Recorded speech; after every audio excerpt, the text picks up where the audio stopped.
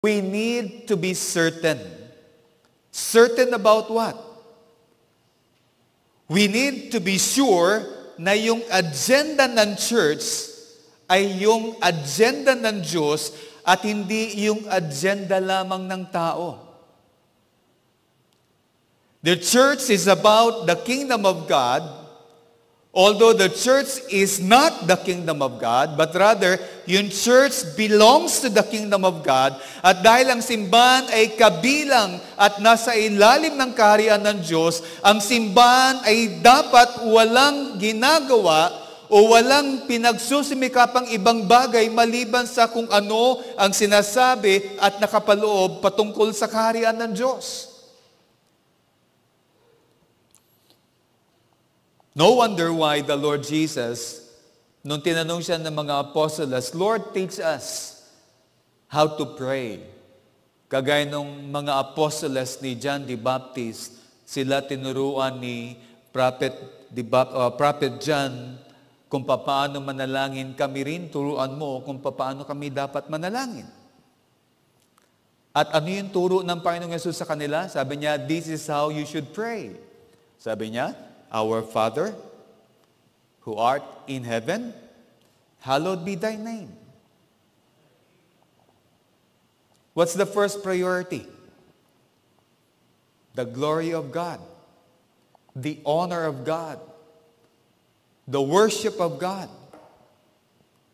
Tanong, paano matitiyak na yung glory, yung honor, yung worship nga ni God ang siyang naitataas, naipapahayag, at naikakalat sa buong daigdig? Ano yung dapat na mangyari? Ang sabi ng Panginoong Yesus, para mangyari na si God, ang Ama sa langit, ay tunay ngang mapaparangalan, naluluwalhati, at ang kanyang karangalan ang naikakalat sa buong daigdig, ito yung dapat na kasunod. Ano yun? Let your kingdom come. Let your will be done. The glory, the honor, and the praise of God is highly connected, therefore inseparable sa kanyang kingdom at sa kanyang will. Ibig sabihin, upang ang simbahan ay tunay ngang magdulot ng karangalan sa Diyos, ang simbahan ay walang dapat ibang ginagawa, inuuna at inaalam maliban sa kung ano ang meron sa kaharian ng Diyos at kung ano ang kalooban ng Diyos. No wonder why, pansinin niyo, basahin niyo yung Gospels, papaano namuhay ang anak ng Diyos.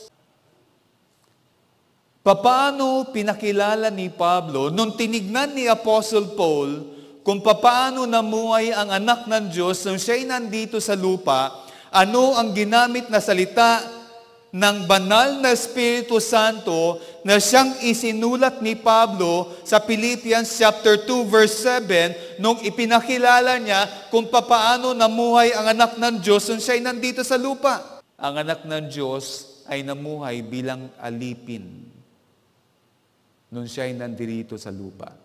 Hindi ginamit ng Holy Spirit yung salitang servant. At si Apostle Paul, nung inudyukan ng banal na Espiritu Santo na yung salitang dulos ay ikabit kay Jesus Christ, ang ginamit na salin ni Pablo ay bondservant or slave.